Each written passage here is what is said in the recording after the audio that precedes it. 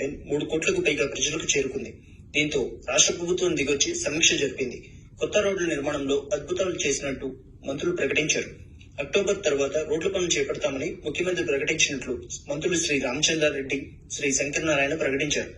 అదేవిధంగా రాష్ట్రంలోని ports, airports కూడా అభివృద్ధి చేస్తామని చెప్పారు. దీనిపై మీరేమంటారు? సొంత ఇల్లు చిమ్ముకోవడానికి చీపురు లేదు కానీ పక్కింటిల్లు చిమ్మేస్తాం, కళ్ళబ్జల్లు వేస్తాం, ముత్యాలు ముగ్గులు పెట్టేస్తాం, వెనకటికి ఎవడన్నట్ట. అలా ఉంది పరిస్థితి. ఎందుకన్నానండి ఈ మాట?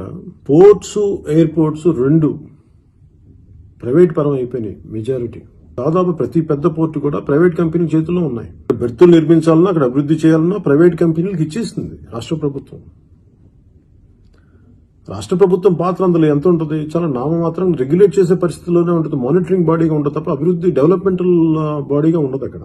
అలాగే ఎయిర్పోర్ట్స్ కూడా, మేజర్ ఎయిర్పోర్ట్స్ కంట్రీలో కానీ లేదంటే మన స్టేట్ లో కూడా దాదాపు ఎయిర్పోర్ట్స్ అథారిటీ ఆఫ్ ఇండియా ఆధ్వర్యంలో నడుస్తాయి, లేదా ప్రైవేట్ సంస్థలు నడుపుతాయి ఎయిర్పోర్ట్స్.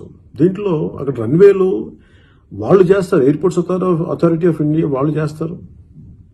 వాళ్ళు కాంట్రాక్ట్లు ఇచ్చి వాళ్ళ కింద వచ్చి కాంట్రాక్ట్ వాళ్ళు చేస్తారు, లేదా ప్రైవేట్ కంపెనీలకి ఇస్తారు చేయమని చెప్పి. అంతేగాని దీంట్లో రాష్ట్ర ప్రభుత్వం ఎయిర్పోర్ట్లో రన్వే లేదు, పోర్టుల్లో బెర్తులు నిర్మించరు. ఆ రెండు కంపెనీ సంబంధిత కాంట్రాక్టులు పొందిన కంపెనీలు చేస్తాయి, లేదంటే ఎయిర్పోర్ట్స్ అథారిటీ ఆఫ్ ఇండియా లేదంటే షిప్పింగ్ అథారిటీస్ సెంట్రల్ గవర్నమెంట్ తాలూకు అవి చేస్తాయి.